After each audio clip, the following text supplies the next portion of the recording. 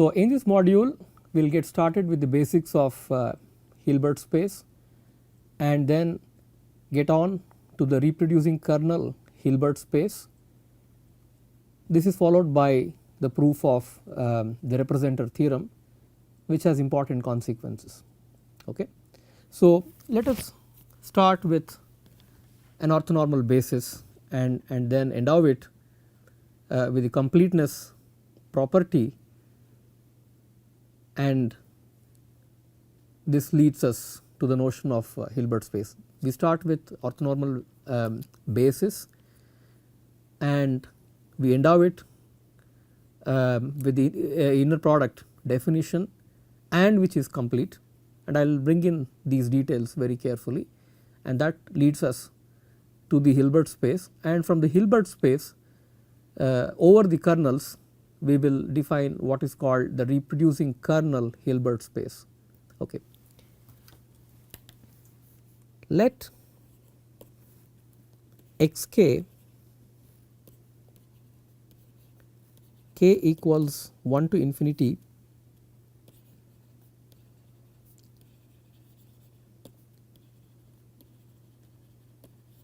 be an orthonormal basis for an inner product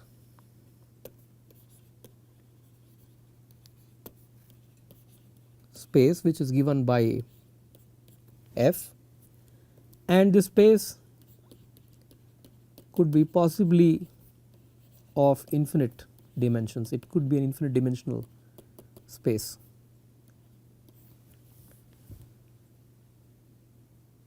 So, when we talk about inner product space, that means this inner product is defined in this on this vector space, right. You start with a vector space for which you have an orthonormal basis, and when we endow this vector space with this notion of inner product definition, then we are dealing with an inner product space. So, we all know what inner products are, I mean at this stage, because we have dealt with it in the past, but put formally, I give you two vectors xj and xk. The inner product is defined by this notation, which is given by xj transposed xk, and since vectors xk k equals 1 to infinity, they form an orthonormal basis. This inner product is 1 when j equals k and 0 otherwise, right, and the 1 ensures their norm, the norm condition, the norm is 1, and it ensures that it is an orthonormal basis. Okay. Let H be the largest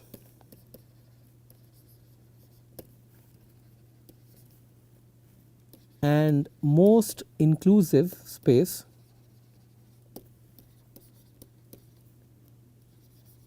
for these vectors. So, for some vectors, so let H be the largest and most inclusive space of vectors for which the set xk k equals 1 to infinity is a basis.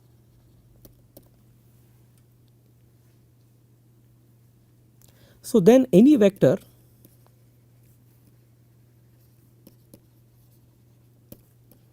x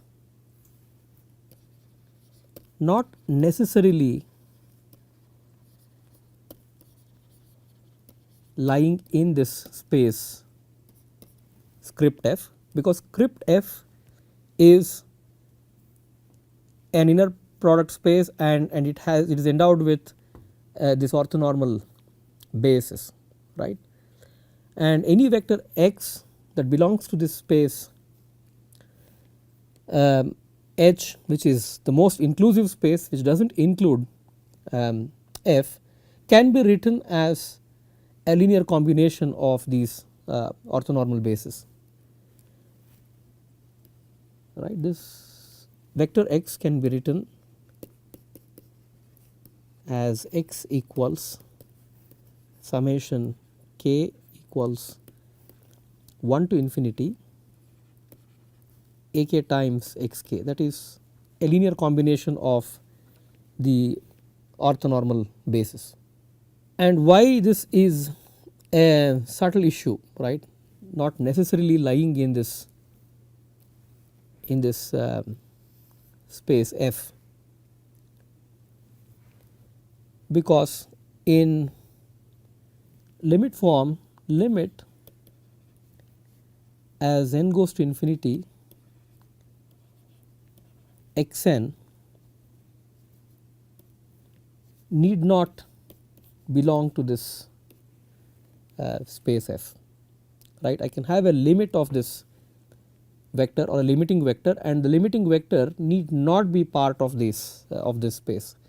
That is the reason why we want to bring in this notion of another space which is larger than this space F, which is inclusive of this condition. So, this is a subtle issue, and we will discuss this property as we go through the rest of the details within this module. Yeah. So, I think the most important detail here is this is a converging vector, right. The limit of this vector is a converging vector, and the converging vector does not belong to this space, and that is what I mean. So, x star is this converging vector,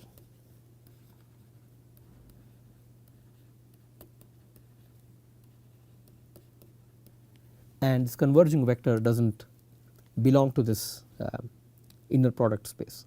And to endow this inner product space with the completeness property, that is, I want to bring in this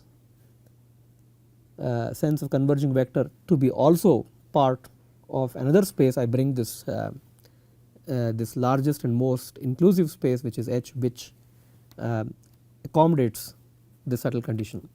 Okay, we will get into these details slightly later. So, one subtle thing that you might see here is just from a notational standpoint of view. If you just focus on this equation here, this is saying that any vector can be written as can be represented using these bases xk, but I use this xn here, and this n is basically a sequence of such vectors. So, if this really confuses you, you can bring in this n in the superscript, which is indicating that you have a sequence of vectors, and we are looking at the convergent vector which is x star, which is a limit as n goes to infinity of this vector xn, and that may not be belonging to this inner product space script f. Okay. So, this is a small detail. So, do not confuse yourself with the index of the basis in this infinite dimensional space. Now, what we do is we define a new vector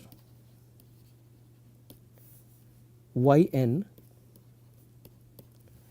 which is equal to summation k equals 1 to n ak xk. That is, I am looking at a linear combination of some n vectors. So, similarly, I define ym to be the linear combination of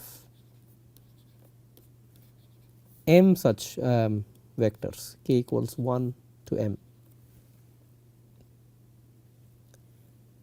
Now, for n greater than m, I compute this norm square of the difference vector yn minus ym. So, this is expanded as summation k equals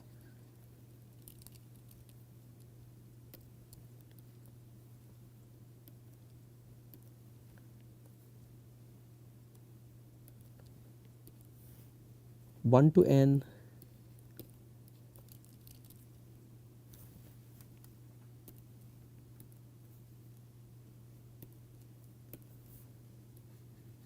akxk minus summation k equals 1 to m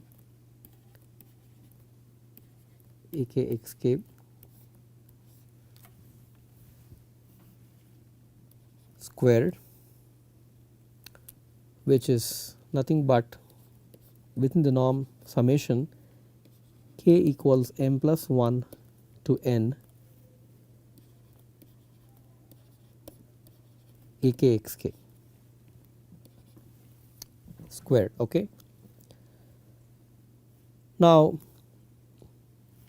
what I can do is I have to replace this with an inequality, and this is I pull the norm inside, right. So therefore I can say this is equal to summation this is norm of a summation of something is less than or equal to summation of the norm something, right. So this is basically summation k equals m plus 1 to n ak square times norm xk square, right.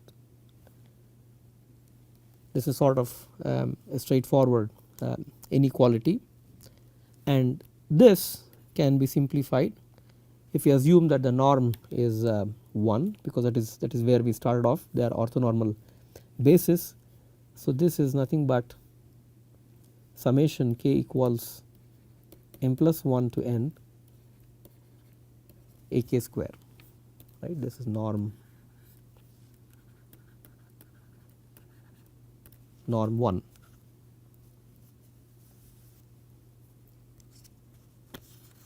So this partial sum from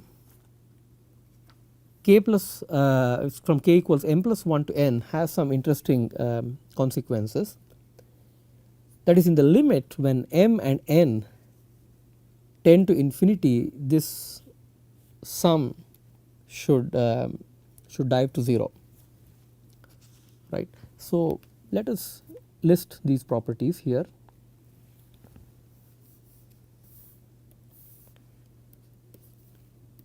Summation k equals m plus 1 to n, this partial sum ak square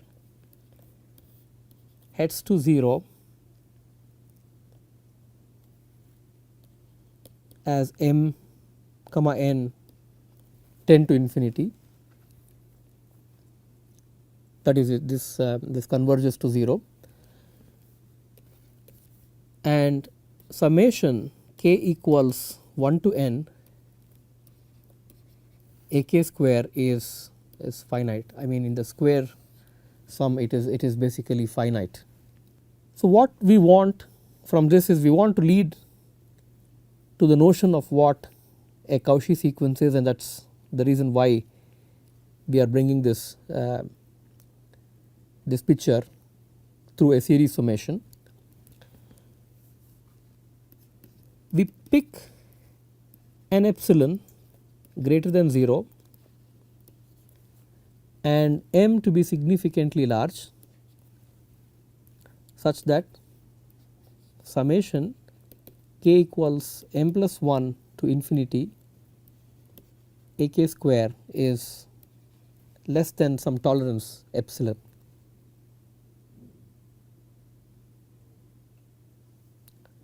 Now since summation k equals 1 to infinity can be of this quantity ak square can be broken down into two sums, k equals 1 to m ak square plus summation k equals m plus 1 to infinity ak square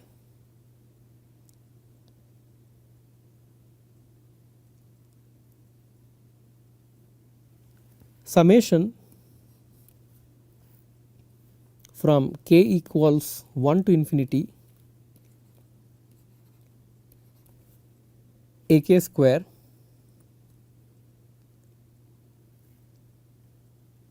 is less than infinity, is finite. So what we have done is the following: we pick m to be very large such that this summation k equals m plus 1 to infinity, that is across the tails, I have a sequence like this. So m is possibly here, and summation from m plus 1 to infinity is this region which is over these coefficients ak square. This is less than epsilon, and we assume that the series sum, a summation which is summation k equals 1 to n ak square is finite. So this quantity on the right hand side of equation 1, first term in the right hand side of equation 1 is finite, the second term is bounded by epsilon. So therefore the infinite series sum is bounded, or it is finite. So with this we have this notion of so with this intuition what we have with the series summation, we can think about it in the framework of a sequence of vectors in a normed space, where the norm of the difference vector is within epsilon, and then with this notion we can define what a Cauchy sequence is in terms of convergence properties. Okay. So a sequence of vectors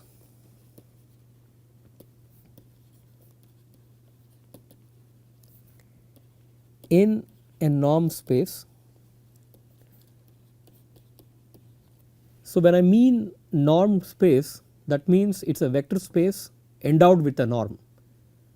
A norm is a quantity which is non-negative. So when you take the norm of a vector, right, you can have different norms, L1 norm, L2 norm, so on and so forth. So these details I have dealt with in the earlier course in NPTEL that I have offered, which is mathematical methods and techniques in signal processing. So you can define various norms. You have L1 norm, L2 norm, L infinity norm, sup norm, etc. Okay.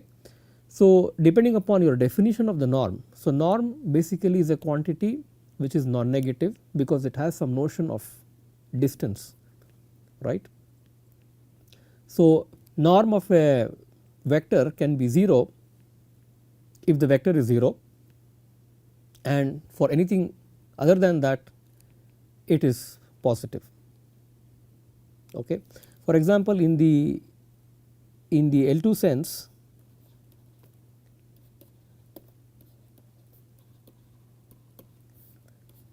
norm of x, which is written like this, can be written as square root of x1 square plus x2 square dot dot dot plus xn square, where x1, x2, x3 so on are the coordinates of the vector x, right. Vector x is basically x1 dot dot dot till xn. So when I talk about normed space, I mean that a vector space that is endowed with a norm. Okay. So let us erase these details so that we do not clutter the slide. So a sequence of vectors in a normed space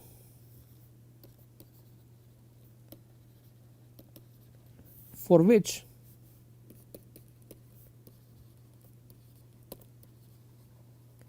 the Euclidean distance norm yn minus ym is less than epsilon for any epsilon greater than 0 and integers m comma n that are greater than some value capital M is a convergent sequence called the Cauchy sequence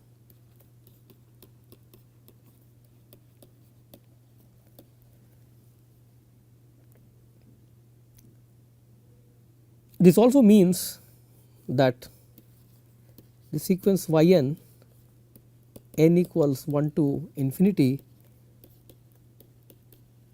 is Cauchy if the norm yn minus ym tends to 0 as m comma n heads to infinity.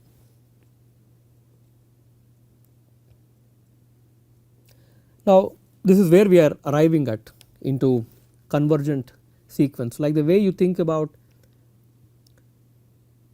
a set of numbers, that a sequence that converges. You can think about a set of scalars that converge. You can also think about a sequence of vectors that converge.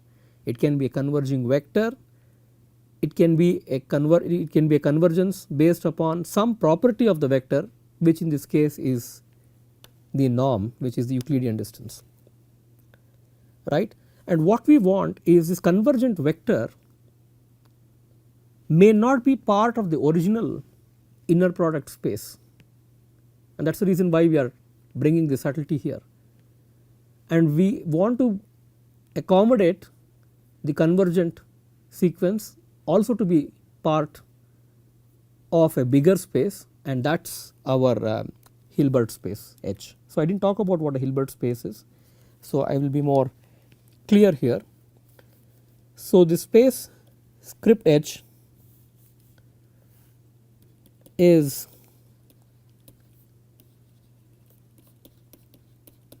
the Hilbert space or inner product space. This is more complete than F. F is our inner product space and H is the script H is the Hilbert space.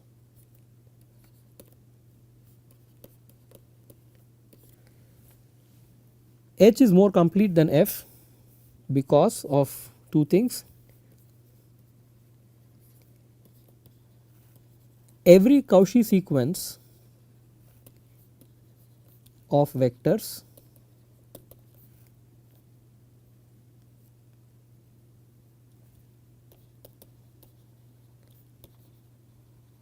taken from this space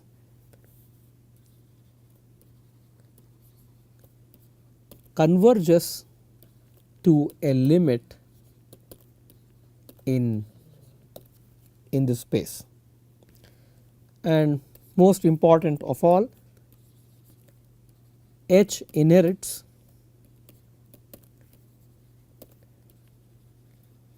the inner product space properties. So, if you think about the hierarchy, you have the vector space. From the vector space you endow it with a norm that becomes a normed vector space, and with this norm you endow it with an inner product notion, and that is an inner product space, and you consider a sequence of vectors in the inner product space. They have to be convergent, and a Cauchy sequence of vectors taken from this space should converge to a limit which also belongs to that space, and that is this Hilbert space, which I would say is a complete space.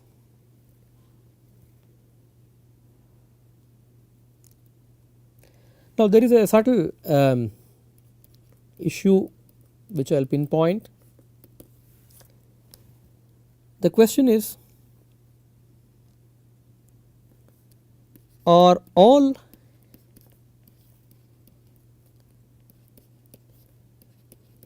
Cauchy sequences convergent?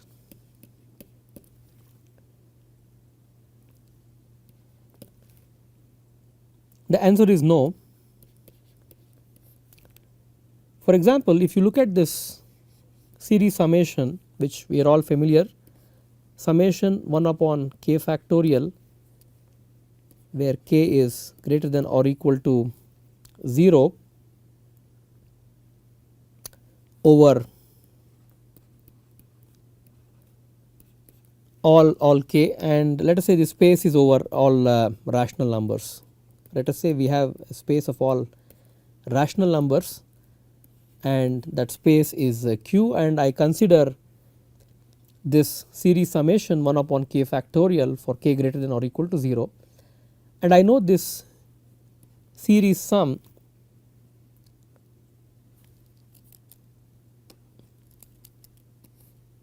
heads to E when with when I take large k going to infinity, and this is a transcendental number which does not belong to the space of rationals. So my Cauchy sequence, a sequence is Cauchy if you take the difference of you take the norm of the difference vector, and as m comma n tends to infinity, this was our definition for the Cauchy sequence, that it is within epsilon tolerance, that means it converges. This is our notion of convergence of a sequence in terms of the Cauchy sense. But the convergent value or the converging value, that may not be part of the original space. So this is a clear example where all Cauchy sequences or Cauchy sequence need not be convergent, but if it is a convergent sequence it is Cauchy, but if it is a Cauchy sequence it is not convergent. This is very important. All convergent sequences are Cauchy, but all Cauchy sequences are not convergent.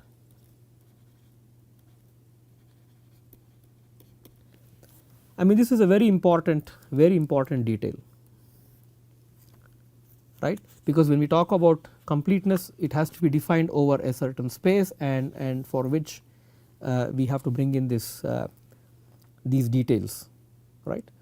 But this picture should be very clear to you how we go from a vector space to a Hilbert space, and a Hilbert space is a more is a vast space because it is it endows completeness to an inner product space.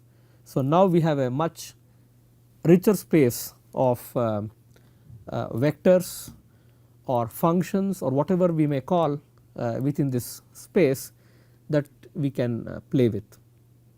Okay.